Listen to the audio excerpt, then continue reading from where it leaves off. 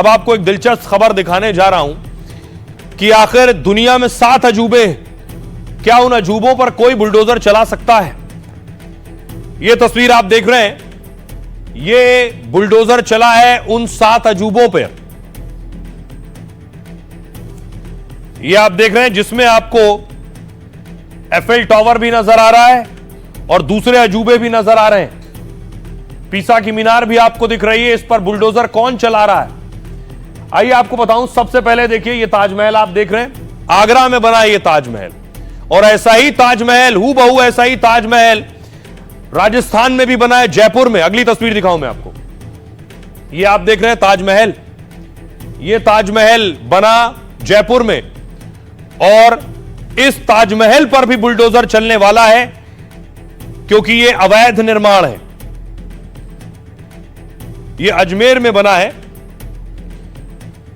जयपुर से 1 घंटे की रास्ता है, अजमेर वहां बना है। अब आपको दिखाऊं अगला अजूबा, देखिए जरा, यह है रोम का कोलोसियम। यह भी अजूबा बनाया गया अजमेर में, हूबहू ऐसी शक्ल का। यह देख रहे हैं जिस पर बुलडोजर चल चुका है, और बुलडोजर के बाद इस पूरे हिस्से को ध्वस्त कर दिया गया है। अब आपको दिखाऊं एक और अजूबा, यह है स्टैच्यू ऑफ लिबर्टी। यह आप देख रहे हैं, इस तरह की भी एक वहां जो मूर्ति बनी थी उस पर भी बुलडोजर चल चुका है। और आइए अब आपको बताऊं, ये जो दुनिया के 7 अजूबे बनाए गए थे अजमेर में, इस पे बुलडोजर चला क्यों? अजमेर में स्मार्ट सिटी प्रोजेक्ट के तहत पार्क बनाई गई। इसी पार्क में दुनिया के 7 अजूबों का निर्माण कराया गया, और इन्हीं अजूबों में ताजमहल और एफएल टावर शामिल है। 2022 में 12 करोड़ लागत से बने इस पार्क का उद्घाटन हुआ। तब मुख्यमंत्री रहे अशोक गहलोत ने इसकी शुरुआत की थी, लेकिन पार्क बनते ही इस पर अवैध आरोप लगे। 2023 में सुप्रीम कोर्ट और एनजीटी में याचिका दायर हुई। कहा गया पार्क में आम लोगों के करोड़ों के टैक्स से बने हैं, लेकिन डूब क्षेत्र में होने की वजह से अवैध निर्माण है। इस पर एनजीटी ने ध्वस्तीकरण को लेकर आदेश जारी किया, और साल 2025 में सुप्रीम कोर्ट ने यही आदेश जारी कर दिया। सुप्रीम कोर्ट के आदेश के बाद अब कार्रवाई शुरू की गई। पार्क को हटाने में 5 बुलडोजर, क्रेन और ट्रैक्टर लगाए गए। फिलहाल अजमेर में 7 अजूबों को गिराने की कार्रवाई शुरू हो गई है। आइए आपको सुनाता हूं, सुनिए जरा शिकायतकर्ता क्या कह रहे हैं। आपत्ति ये थी कि जो आपने 7 वंडर बनाने की जो एनओसी जारी की है वो गलत जारी की है, क्योंकि ये जो लैंड है वो वेट लैंड है। इस लैंड पे किसी प्रकार की कोई जो है निर्माण करने की एनओसी नहीं जारी की जा सकती। राहुल से भिड़े योगी के मंत्री, ये योगी के मंत्री हैं, दिनेश प्रताप सिंह नाम है इनका। राहुल गांधी के साथ एक कार्यक्रम में थे, मीटिंग में, और राहुल गांधी से ही भिड़ गए कांग्रेस के नेता से। अगली तस्वीर देखिए, ये देख रहे हैं राहुल गांधी बैठे, और राहुल गांधी के बगल में योगी के मंत्री बैठे। सुनिए।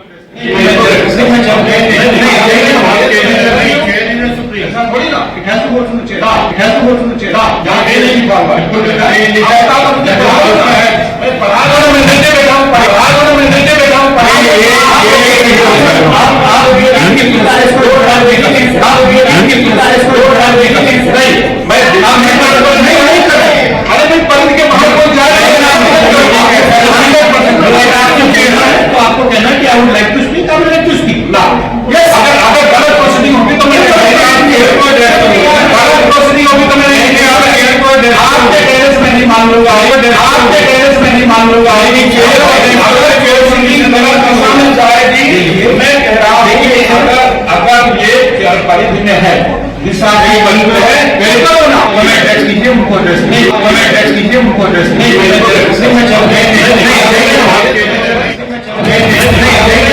कुर्सी न जाने क्या क्या करवाती है, लड़वाती है, ढलवाती है, और तू मैं तक करवाती है।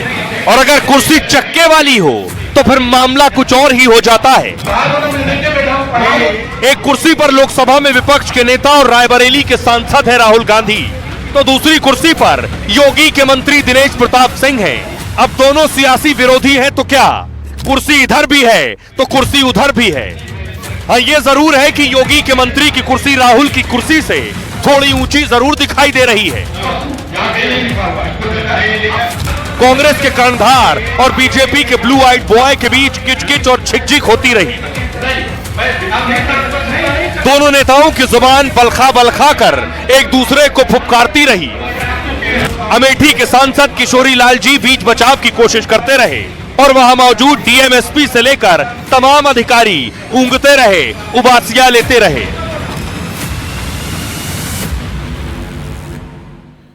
बड़ा दिलचस्प है, एक तरफ योगी के मंत्री, दूसरी तरफ राहुल गांधी, दोनों के बीच तू तू मैं। अब सवाल यह है कि आखिर राहुल गांधी से क्यों योगी के मंत्री भिड़ गए। देखिए जरा, राहुल गांधी 10 और 11 सितंबर को रायबरेली के दौरे पर थे। कलेक्ट्रेट में जिला विकास समन्वय एवं निगरानी समिति यानी दिशा की मीटिंग हो रही थी। रायबरेली के सांसद के तौर पर राहुल गांधी दिशा की मीटिंग में थे। राहुल के ठीक बगल में आप देख रहे हैं योगी के मंत्री दिनेश प्रताप सिंह बैठे हैं। राहुल गांधी चाहते थे कि बैठक में उनसे पूछ कर ही चर्चा हो। राहुल बोले, मीटिंग मैं चेयर कर रहा हूं, अगर आपको कुछ कहना है तो पहले पूछिए। राहुल की बात पर मंत्री दिनेश प्रताप सिंह भड़क गए और फौरन जवाब दिया।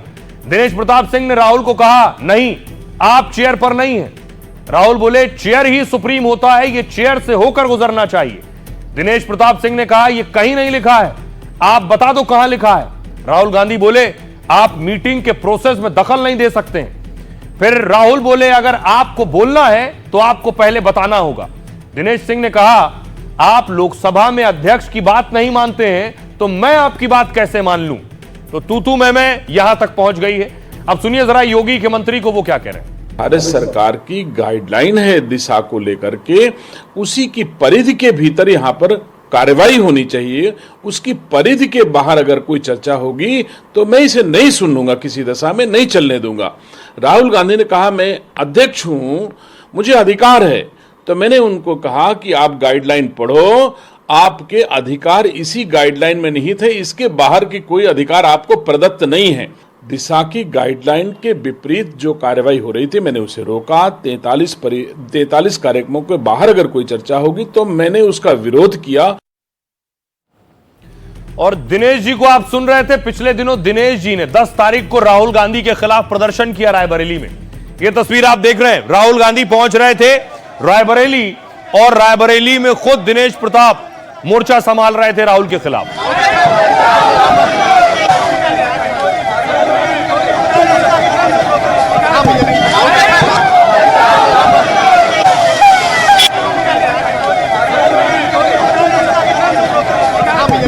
और आइए अब आपको बताऊं, जो राहुल से भिड़ रहे थे ये कभी राहुल के साथी रहे हैं, यानी कांग्रेस पार्टी में भी रहे हैं, पुराना रिश्ता है।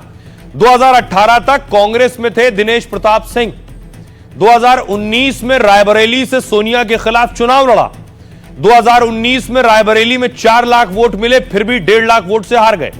2024 में अमेठी से राहुल गांधी के खिलाफ चुनाव लड़े। 2010 और 16 में कांग्रेस ने विधान परिषद का सदस्य बनाया और बीजेपी में आने के बाद गांधी परिवार पर लगातार हमला करते रहे। इंदिरा गांधी पर अभद्र टिप्पणी की, प्रियंका वाड्रा को भी शूपनखा कहा था। कांग्रेस से पहले समाजवादी पार्टी और बसपा में भी रह चुके हैं और इस बार राहुल सामने पड़े तो दो हाथ कर लिए।